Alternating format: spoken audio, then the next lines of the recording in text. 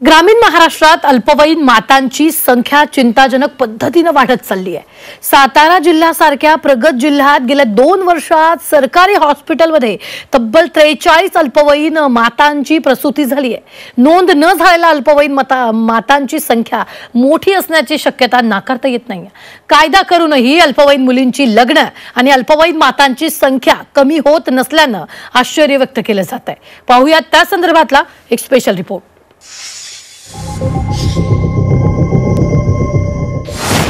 अल्पवयीन मातांची संख्या चिंताजनक।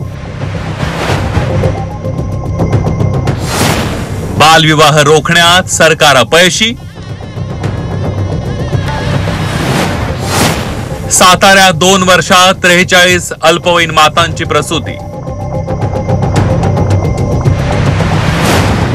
अल्पवयीन मुलींचं लग्न करणं हा गुन्हा असतानाही ग्रामीण महाराष्ट्रात अल्पवयीन मुलींची सर्रास लग्न होत असल्याची धक्कादायक बाब उघड झाली आहे। एकट्या सातारा जिल्ह्यात गेल्या 2 वर्षात 43 अल्पवयीन मातांची प्रसूती झाल्याची आकडेवारी समोर आली आहे। अल्पवयीन मातांच्या प्रसूतीचा हा सरकारी आकडा असून खरी आकडेवारी यापेक्षाही जास्त असण्याची शक्यता नाकारता येत नाही।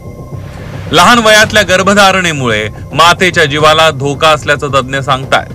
त्यामध्ये असं आहे की जर 18 वर्षाच्या खाली जर एखादी गर्भवती माता जर असेल तर तिला जास्तीत जास्त माता मृत्यूचा धोका असतो।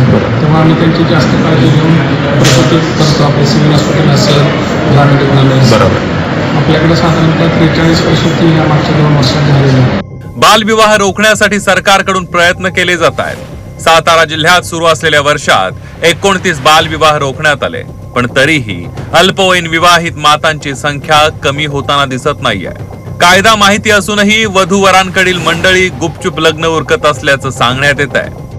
दोन्ही कुटुंब फार अतिशय गुपचूपपणे किंवा कोणालाही न कळत त्यांना हा कायदा माहिती असताना देखील ते करण्याचा प्रयत्न करत असतात। त्यामुळे या अनुषंगाने त्या सर्वांना समाजांना या विभागामार्फत कळकळीचं आवाहन करतो, विनंती करण्यात येते की हा कायदा असल्यामुळे आणि मुलींचं भविष्यात फार मोठं मुलांचं नुकसान होणार असल्यामुळे त्यांच्यावर शारीरिक मानसिक सगळेच आघात यामुळे होणार असल्यामुळे बालविवाह होऊ देऊ नका। सातारा हा शिक्षणाच्या बाबतीत पुढारलेला जिल्हा आहे।